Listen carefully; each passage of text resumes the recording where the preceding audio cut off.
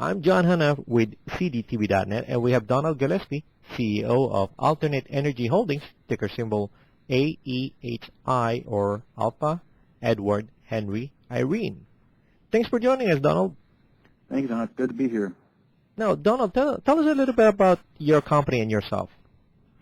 Well, I'm a retired energy executive, or I was. I'm not retired anymore. I retired in 2001. I'm doing some consulting, had a farm in Virginia, and enjoying myself. And I decided to attend the CEO conference that's held every year for nuclear utility CEOs. And I really wanted to find out when we're going to build a new nuclear plant, since we haven't built one in about 30 years. And when I went there, the consensus of the CEOs at that conference, which are essentially all the nuclear CEOs, which was, I'll be second if somebody else will go first. So I came away from that, and in 2005, early 2005, contacted some of my colleagues who were like me, retired, semi-retired, and said, "Hey, let's start a company and see if we can't get one of these new nukes going and get these other people to join us." Shortly thereafter, I was contacted by some farmers here in Idaho, and they said, "Come out here. We need cheaper electricity because our electricity costs are high to irrigate our crops." I said, "It'll take about 10 years." They said, "We don't care. Our kids will benefit from it." So that's how I got to Idaho, and that's where the company is now. And we have a site here in Idaho in Payette County. I might add, we're the only independent power producer who's doing nuclear plants that's publicly traded in the United States, maybe in the world, but we're one of the few. If you want to invest in a nuclear plant, this is the place to be. In other words, we're in Payette County. We have 2 different acres, 5,000 acre plot and 6,000 acres side by side, so about 11,000 acres. We have water rights. We have preliminary approvals. We have the first phase of rezone approvals, and we're in the final phases of that currently in the county. We have unanimous votes by the commissioners, so we're very encouraged that this will be approved by the end of the year. Then we'll go into, into the nuclear regulatory process. That takes about 3 years, and it's a known process. It's long, it's expensive, about $50 million. But we know that we'll come out of that with the right answer because we've done our homework.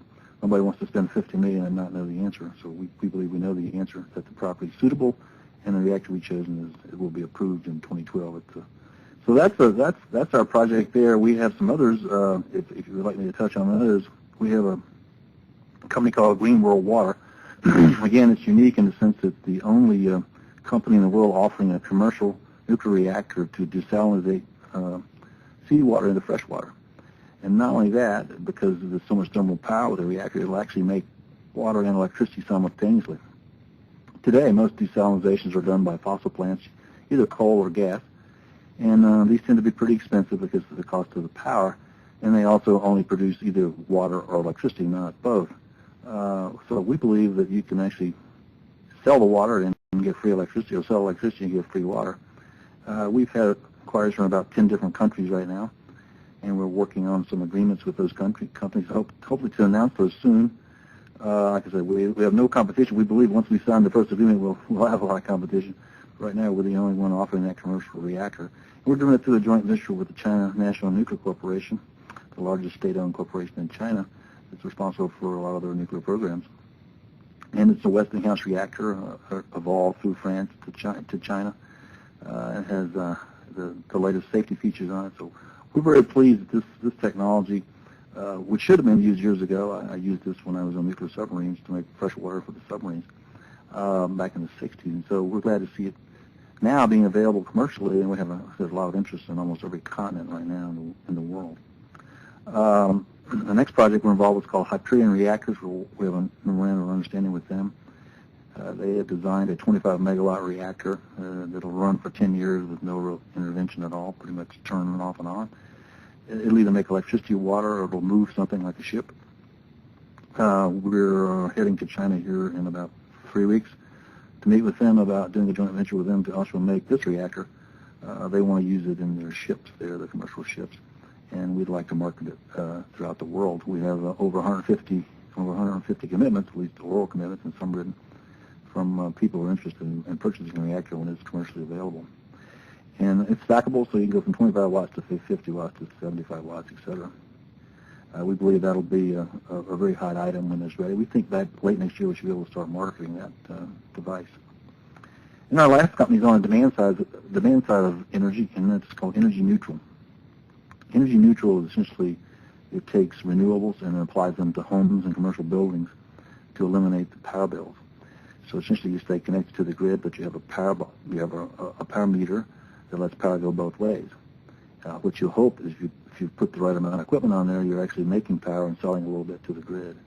But the idea is really to have no power bill over the year and have enough renewable equipment on there. The thing's unique about this has been done before. It's been done on some pretty high-end homes in California and Colorado and other places. But we now building an affordable home. We built a home here in Idaho to demonstrate that. It's essentially competitive with the same size homes and same feature homes in the area, yet it has no power bill, and the others do. And this home, we've calculated from the data that this home will pay for itself in about 23 years, both principal and interest in the sense of the energy savings, as we see energy going up at about 10% a year nationwide. And so that will, and we'll be rolling out franchises for that, both for homes and for commercial buildings. So we think commercial buildings are really the big business through the franchises. You know, doing places like Home Depots and Lowe's and Walmarts, who have very high power bills, not to mention car dealers, that they think this will be very attractive to them. Let's go through some of those projects in depth. The first one, which is the you're building a nuclear power plant in Idaho. That's a $10 billion project. Now, where are you with regards to raising that capital? Well, essentially, most of these plants are two phases. Based on my experience over many years doing this, there's essentially two phases. The first phase is a roughly $100 million phase, and that phase includes, as I mentioned, about half of that goes toward the Nuclear Regulatory Commission application and approval, a deposit with the reactor supplier that you're buying from, and the land and the water rights if you need them, like in the West. So that total is about $100 million. And right now we're a publicly traded company. We're in the process of moving to a higher stock exchange, and this fall we will be rolling out a public offering to raise that $100 million. We think we have some individual investors, primarily in China, and companies that may make that investment before we even do the public offering. They've shown a lot of interest. I've received from a fairly large bank that actually it's a U.S. bank, but it operates with quite a few Korean investors that are interested in doing a loan on the bank with the LIBOR rates. So we're pretty confident we can not only raise the money, we can also finance it. I think we have a little more freedom on the financing, getting into finance from abroad, where some of the utilities don't have that same ability. We won't need phase one money until about the end of the year, and then we will have that, and through the offering or directly through a private placement that we have. And the larger money is about 3.5 years away. And like I said, we already have a letter from the bank that's interested in making that loan that I mentioned. And the Import-Export Bank of China has also indicated they may be interested in making a loan as well. So we're pretty optimistic about raising the money. There's certainly lots of money in the U.S., in the world. And energy is one of the hotter investments. And so we're pretty confident we'll raise this money.